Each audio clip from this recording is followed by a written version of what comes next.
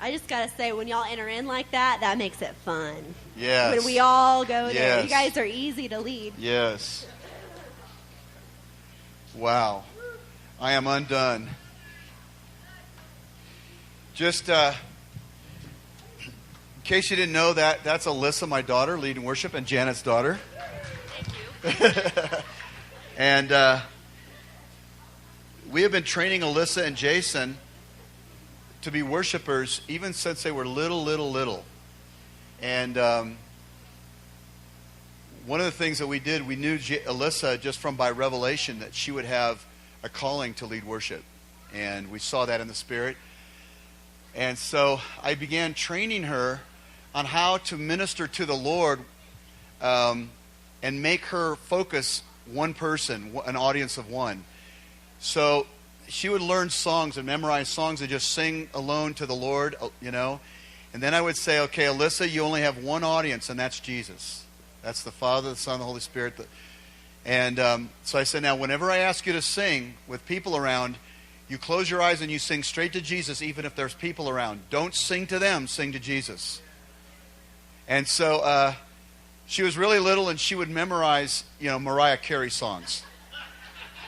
And she would, and Whitney Houston. She loved Whitney Houston, and she would memorize The Little Mermaid. Yeah, she like knew dozens of songs, and we heard them over and over again. So it didn't matter what song it was. What I really wanted to teach her was how to sing to the Lord, not to people, and not be operating under the fear of man. So I was breaking the fear of man and trying to train her true self, and I was trying to reduce her false self so that her true self would be free from what people thought. Are you tracking with me? So this is real little, both of them real little, and so I'd say, and hold on, just April, I'm going to teach them a game in just a second.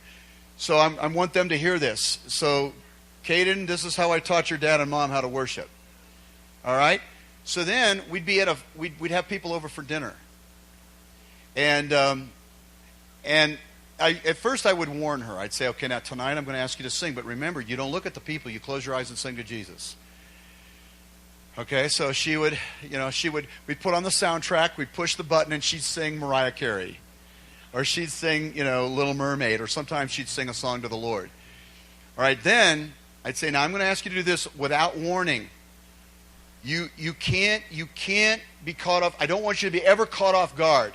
I want you to always stay in the Spirit and always be focusing on the Lord no matter what happens.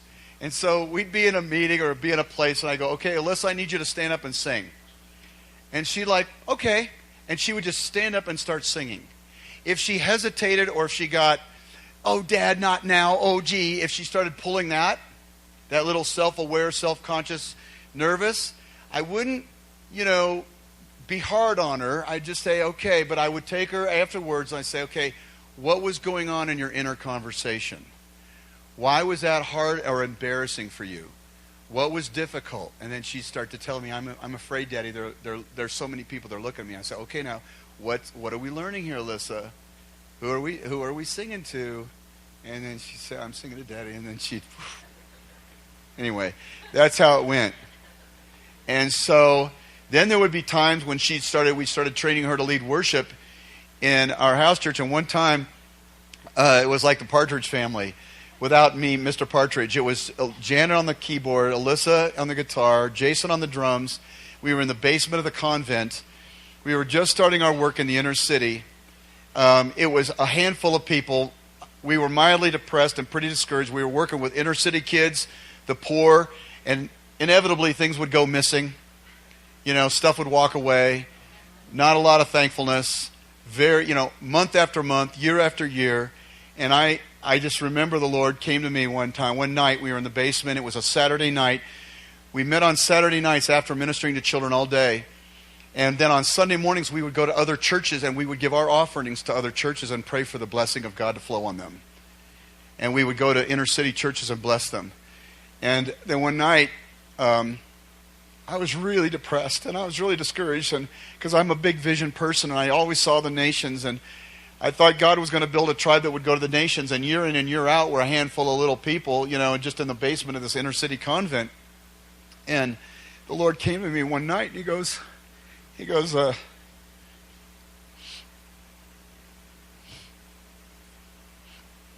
am I enough?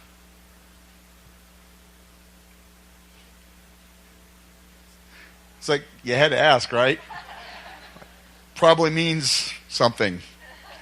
And I was like, God, I'm so sorry that I need something else to give me significance and to validate me. And I'm like, so sorry, Lord. And yes, you're enough, and please forgive me. And I just began worshiping the Lord and kind of crying there before the Lord, kind of like I am now.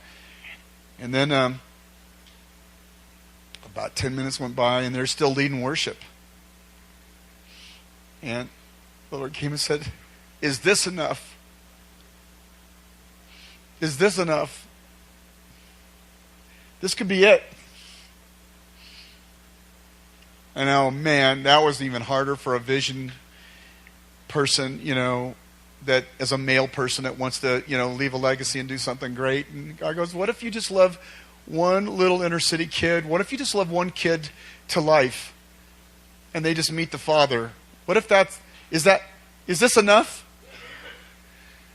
And I said, oh man. Because I knew that my answer would probably seal my destiny. You know what I'm saying? It's like, we're going to shake hands on this. And I said, this is enough.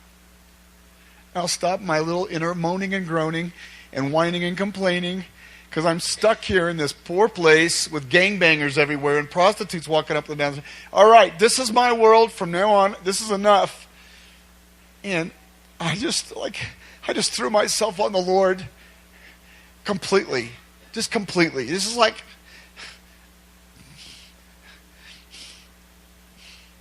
well, why would I even be upset about that? This is awesome. I have Jesus.